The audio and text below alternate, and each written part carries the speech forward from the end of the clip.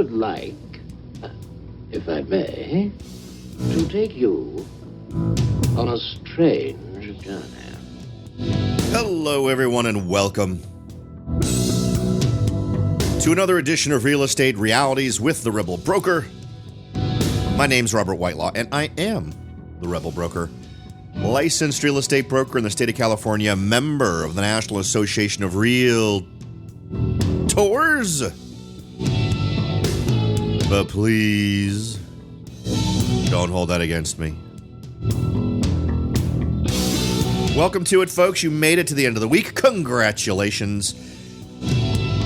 I hope you've gotten everything done this week that you were shooting for.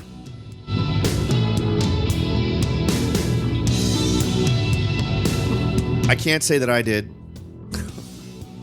We might talk a little bit about that. Things are in flux, let's say. But before we get into it, as usual, let me point out the best way to reach out. Of course, the website's the best place to go. TheRebelBroker.com is the site. You can click on Contact in the menu bar and send along any ideas, suggestions, or observations that you might have.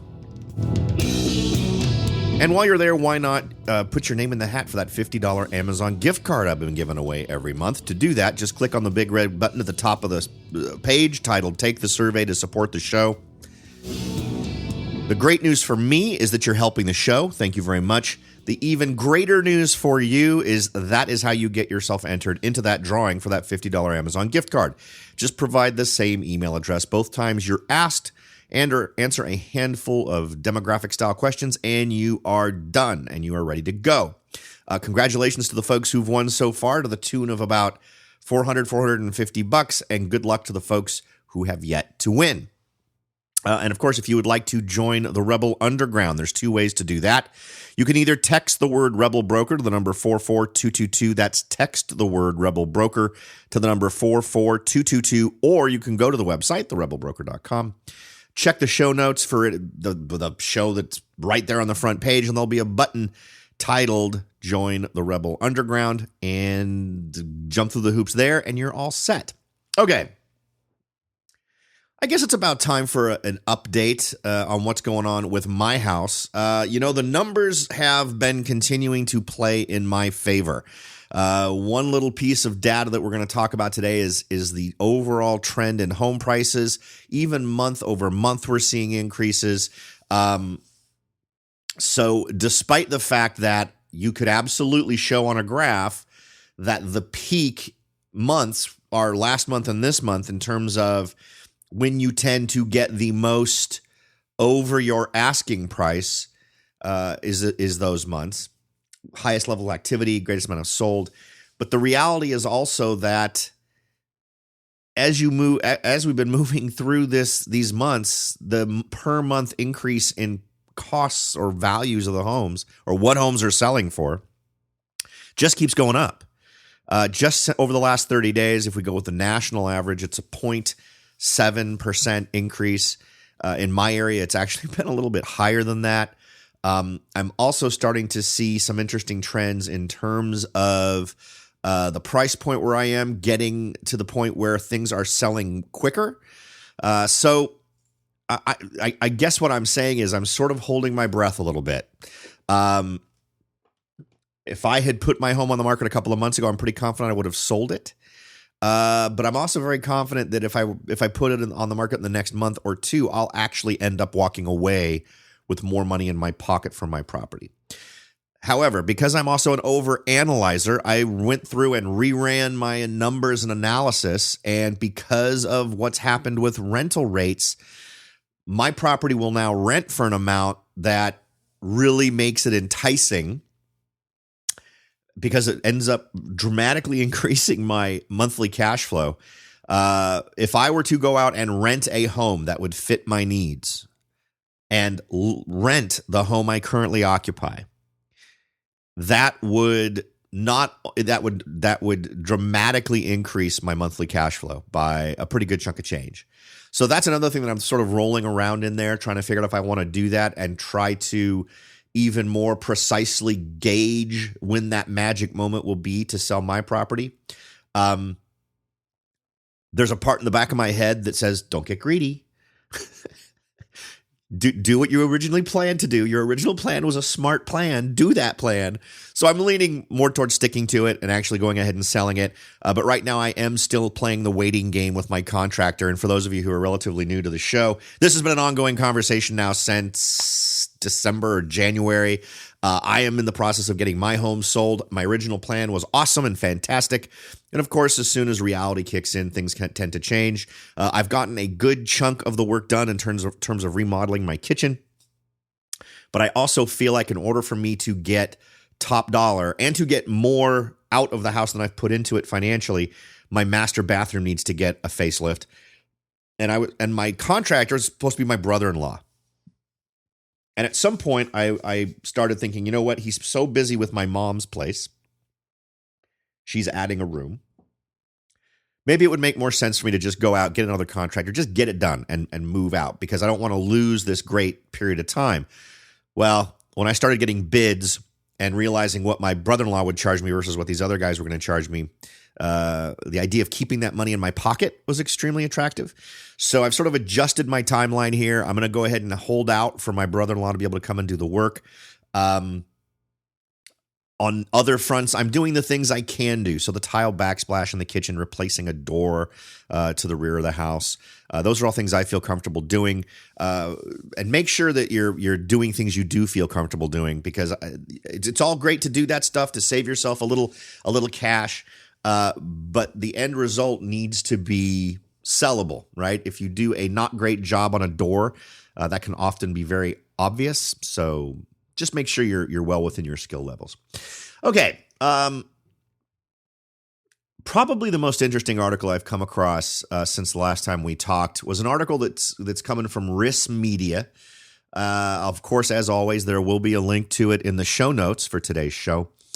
But the headline was Research Rental Demand to Escalate by the Millions. And as I read through this article, I realized, man, a lot of the things they're saying here are really interesting because they're not talking about the next year or 2 years. These folks are projecting stuff out to decades out, like the year 2030. So I thought it would be worth our time to talk about it. If these folks are right, these are clearly the kinds of market influences that we as real estate market watchers or investors, buyers and sellers would want to know. The inventory shortages continue. And the answer, as we've seen, right, and this is something we've been lamenting on the show, is really just all this multifamily stuff. And when you get right down to it, the multifamily stuff is apartment buildings. That's typically what you're getting. It's either apartment buildings or it's, I guess we're seeing a little bit of an uptick in condos. But again, apartment buildings seem to be the order of the day. And I mentioned a gigantic development I spotted in Gilroy the other day. So, and this is happening everywhere. It's happening in it's now officially happening in just about every market I know of, with the possible exception of Morgan Hill, which is my main market. I have not seen any big apartment buildings going up here. It's been mostly real estate of the slightly more expensive kind, either single family residential, condo, or townhome. Not so much condo, mostly townhome architecturally. Condos, you can have a townhome that's organized in an association that's a condo association. But so when I'm using those terms, I'm using them as architectural references, right? So when I say condo, you should think of something that could just as easily be an apartment, right? I think you get what I'm talking about. But anyway, according to this article, with supply on all sides, renter and owner occupied on a months-long downtrend, a new multifamily report now estimates that by 2030, some 4 million new apartments alone will be needed to keep pace with demand. Now, if this is what we expect over the next, 13 years?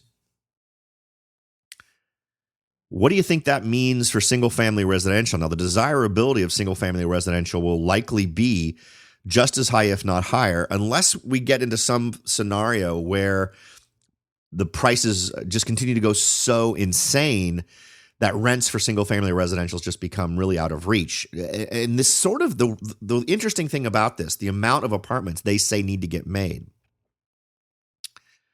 kind of implies a pretty major shift in terms of the number of people, and not just the overall number, right? Because populations grow in these areas, but the percentage of the population that will say, I'm all for apartment living. It's a dramatic increase. It tends to be, my first instinct is to say, apartments are not people's first choice. People may pick apartments for certain circumstantial reasons, but in general, it's not the first choice. It's not usually what folks want. The lifestyle that goes along with an apartment is annoying. Having neighbors on 3 of the 4 walls, right? Or you've got someone above you, you got someone below you, you got someone to the left, you got someone to the right, and maybe you've got a balcony on one side, and maybe you've got a door that exits to an inside corridor on the other side, or maybe your porch and your front door are on the same side, so you've actually got someone behind you as well. That kind of living grates on people. Whenever I hear people telling horror stories about living situations, that's usually one of the primary things folks complain about. My clients who I help buy a home, if they're in an apartment, that's what they're complaining about.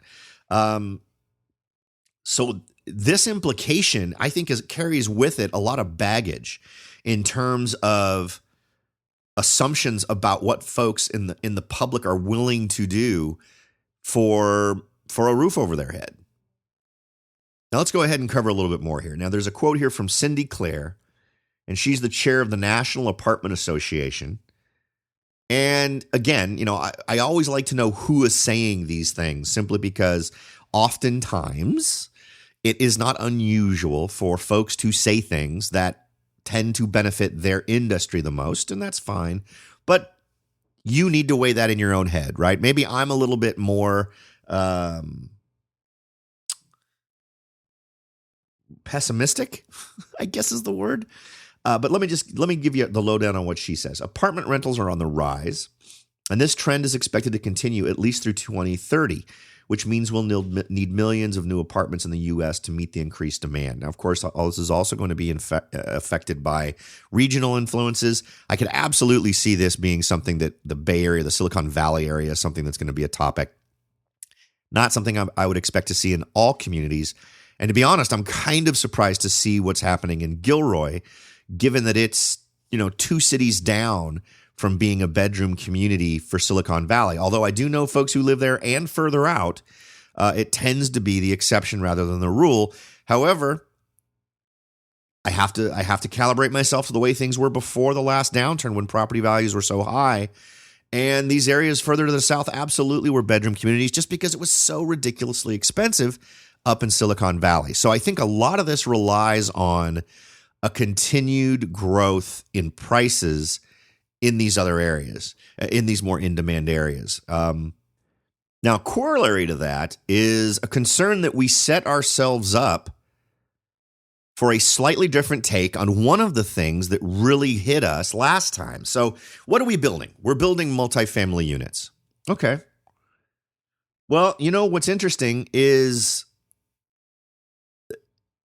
how much of a hit does the industry take if suddenly there's a crash in that space, right? Because what happened last time? Last time we were building tons of single-family residential homes to meet demand. And builders are a little gun-shy to do that now. Now, of course, that's a slightly different scenario. That is folks building a single-family residential home and folks buying it. This is building an apartment complex and only catering to renters. But what happens in a market where a decline happens and suddenly all these folks who can rent find themselves in a position where they're more able to buy? And is that a realistic assumption at all? Is it more realistic to say, well, in a downturn, everyone gets hit and the renters simply have to continue renting because they're not going to be in a financial situation to buy, or they wouldn't want to buy because they see the market as declining, or maybe their own situation isn't as secure. They feel more hesitant about the market, so they don't want to jump on a market based on this idea that the market hasn't dropped enough. those kinds of things. I'm trying to figure out the angle on this where all of this building could mimic the overbuilding that was credited with a lot of the downturn momentum from last time. Can you overbuild? Is it possible to overbuild apartments in a way that actually feeds a downturn like the overbuilding of single-family residential homes did last time?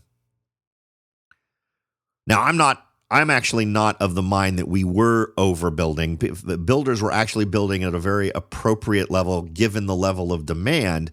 The problem was that the system was jerking around with demand, right? It was artificially creating way too many buyers, so prices were going way up.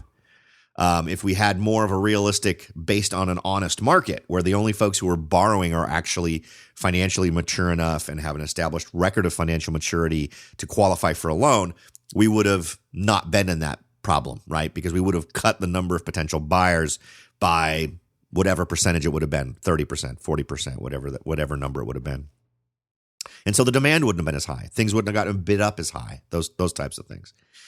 So I'm just trying to suss this out, figure it out. What might this mean? And I guess the worst case scenario is folks just don't rent them. But it seems to me that apartments are also the rentals of last resort, right? If you can't find yourself a single-family residential home you can afford, if you can't find yourself a townhome you can afford, if you can't find yourself a condo you can afford, whether it's for renting or buying, your last resort is an apartment. Well, I guess your last resort is mom's basement. But before that is an apartment. So it's going to be interesting to see how this plays out. And it may even unfold in a way that I'm not anticipating or not able to spot ahead of time. But I suddenly got that little itch in the back of my head that made me wonder what kind of corollaries we might see between the overbuilding of the single-family residentials and potential overbuilding of apartments. It could just end up resulting in a ton of vacant apartments. But even then, if you end up with a ton of vacant apartments and that's the way the market is feeding things, well, then all those go condo, right? All those apartments suddenly become condos. And they become pretty cheap condos because remember, that whole aesthetic, that apartment feel is still going to be part of those condos. So they'd still have to be at a price that would entice enough buyers to put up with that stuff. All right, so let's hit some of the other data points here that are presented in this article. The primary catalysts that they say are behind the need relating to this growth are the ever delay in home buying and the formation of new renter households as a result of aging and immigration. 1 million new renter households on average were formed each year over the last 5. Quote, renting is not just for the younger generations anymore, according to Dr. Norm Miller, who's a principal at Hoyt Advisory Services, which collaborated with the NAA and the NMHC on the report. Increasingly, baby boomers and other empty nesters are trading single-family houses for the convenience of rental apartments. In fact, more than half of the net increases in rental households over the past decade came from the 45-plus demographic. Now, I suppose I could argue that I even fall into that category as I'm considering renting, but only because I'm going to put my assets into purchasing other properties that I'm then going to rent. However, with the sellers I've dealt with over the last year, I have not seen this one happen.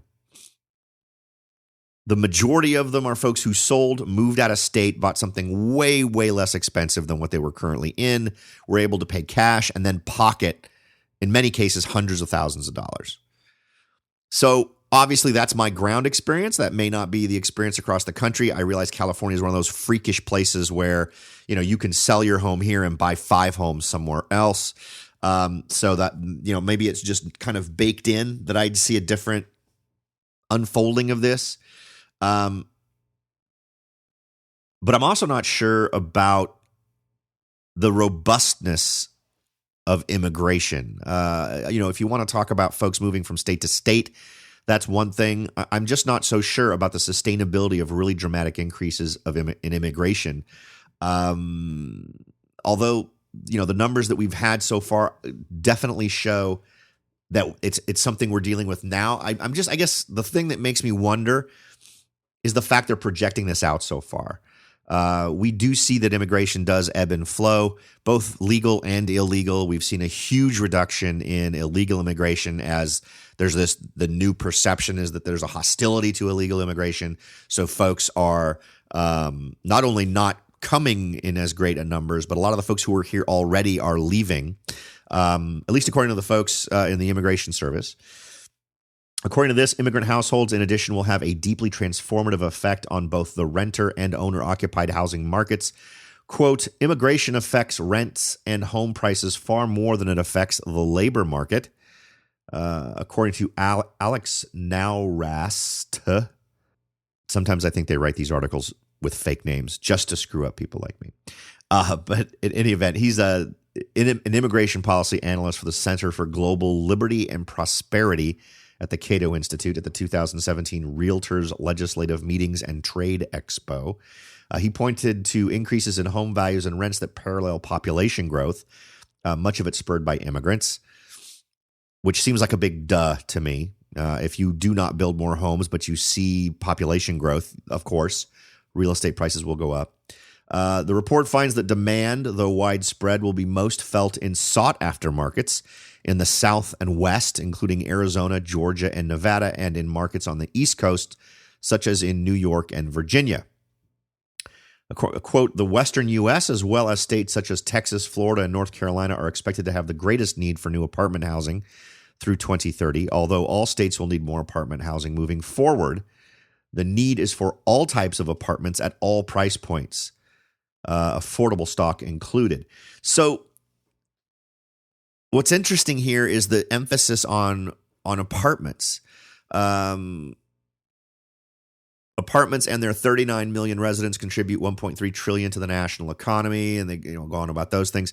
And I guess there's just a part of this that leaves me wondering. But let's go ahead and pretend this is all accurate and that all this is true. If this is what we're going to see in terms of demand for apartments, all of you out there that are renting things better than an apartment, and everything is better than an apartment, unless you're talking luxury apartments that are much more well-appointed than your typical apartment. So the average apartment is always going to be the last choice. If you've got yourself a duplex or a quad or a single-family residential home that you're renting, you will always be more desirable. Now, you may not be affordable enough, depending on how you're pricing your rental, but it seems to me that this report bakes into it interesting data for folks who are trying to decide whether they want to be a buy and hold landlord or a buy and flipper. Given this data, given what they expect, given what we've already seen about the lack of building of more single-family residential homes, and given that the market seems determined to fill the demand for a roof over their head with apartments, I can't help but think that just increases the desirability of single-family residential homes. So take that for what you will. That's my conclusion from this. I'm not sure I buy 100% everything that's in here, particularly when they're trying to give me estimates that go out 17 years. That stuff just blows my mind when someone tries. I'm always suspicious of all the data I'm presented when they're trying to tell me this is what it'll be like for 17 years. For 13 years. So we'll keep an eye on that. We'll see how much more of that I see in my local marketplace. We're going to cover a few other interesting things relating to your mortgages and also for what's going on with home prices. We kind of alluded to that a little bit already, but we'll get the data as it comes from FHFA, which is the Federal Housing Finance Agency. But we'll do that right after a quick break. So don't go away. We'll be right back. Are you ready to jump in and start your search for your first investment property? Maybe you've decided that it's time to own your own home, or maybe you're ready to sell your home and move on to something new. No matter what your goal is, the Rebel Broker can help. That's right, aside from hosting this show, I am also the owner, broker of Whitelaw & Sons Real Estate Services right here in Silicon Valley. With over 25 years experience serving Silicon Valley, Morgan Hill, San Martin, and Gilroy, I or one of my great agents can help you achieve your goals in real estate. So if you're ready to look into taking that next step towards achieving your real estate goals, point your browser at www.soldbyrobert.com. That's www.soldbyrobert.com and get in touch. Let me show you how I will earn your business and your respect. Again, that's www.soldbyrobert.com, or you can call me at 408-852-0525. California Bureau of Real Estate ID 00984-909. Welcome back, everyone. We're jumping right into the second part of the show with some data on home prices continuing to rise to ridiculously new escalated levels. And this data comes to us from the Federal Housing Finance Agency. This is sort of fresh off the presses. Just in a month, the average nationally was a 0.7% increase in April, which is just mind-boggling. So that's the month-over-month increase. This also shows an increase of 6.8% annually. So home prices are on average 6.8% higher in the month of April of 2017 than they were in 2016. This trend is sort of just skyrocketing. And again, not really comforting to me. Why? Because this line looks an awful lot like the line that we had right as things started going crazy last time. So, and of course you could accuse me of saying, well, you know what, listen, Robert, anything that looks like a market going really well concerns you.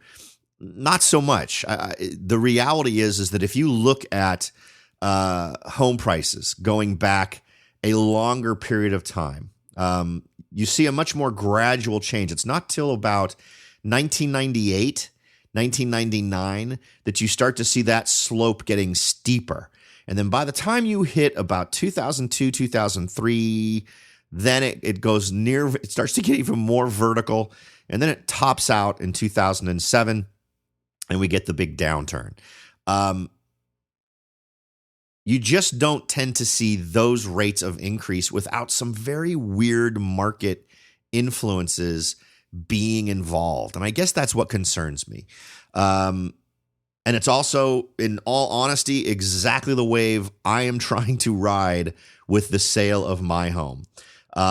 In my opinion, this is as unsustainable as it was last time.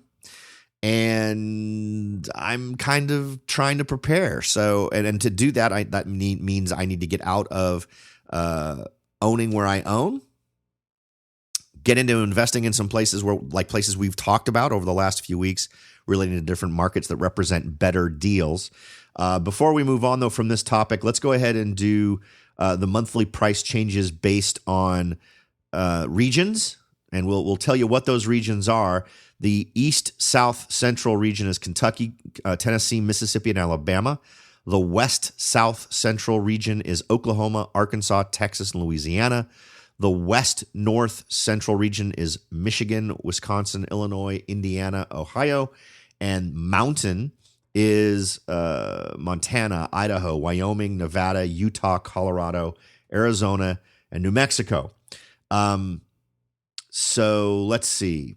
Regionally adjusted monthly price changes from March to April ranged from a decrease of 0.1% in the East, South, Central division, which is Kentucky, Tennessee, Mississippi, and Alabama, to an increase of 1.6% in the West, South, Central division, Oklahoma, Arkansas, Texas, Louisiana.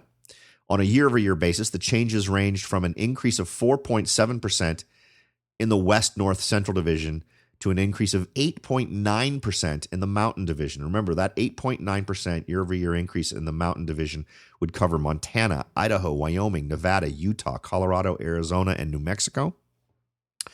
We have done some in-depth looks into a couple of those states. We've talked a lot about Colorado, areas north of Denver. We've talked about Arizona, including Phoenix, and areas north of Phoenix. We've talked a little bit about some areas, I think, in Wyoming. I actually visited Wyoming and kind of liked it a lot.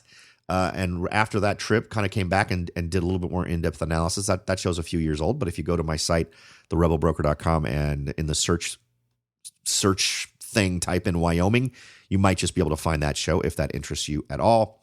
Mortgage rates. Now, this is the other thing I want to talk about, because as predicted by this show, what we saw after the increase in rates was a little bit of a blip where interest rates went up a little bit, and now they're right back down again. In fact, they're down to pretty good levels. I think they actually still have more room to go down, particularly given what we've seen in terms of performance for 10-year treasuries. The 30-year fixed-rate mortgage today is at 3.98, down 0.01. The 15-year fixed-rate mortgage is at 3.25, down 0.01. Everybody's down 0.01 except for the FHA 30-year fix, which is down to 3.65, which was a change of 0.05. The 30-year jumbo fixed is at 4.25, again down 0.01, and the 5/1 adjustable rate mortgage is down to 3.05, down 0.01 as well.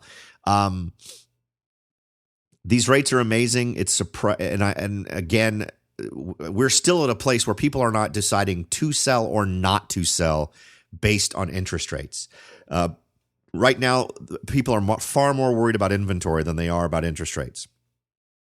The other thing that concerns me, and I'm looking forward to in future interviews with folks who do business in real estate in other regions, maybe talking about this a little bit, is that I'm starting to get a higher sense of urgency from buyers that is kind of that weird feeding frenzy thing that was happening last time, where it is a lot of folks were being very smart about how they were buying and saying, well, you know what, I could afford this house, but I'm not going to make an offer on this house. It really pushes the upper end of what I can afford to borrow.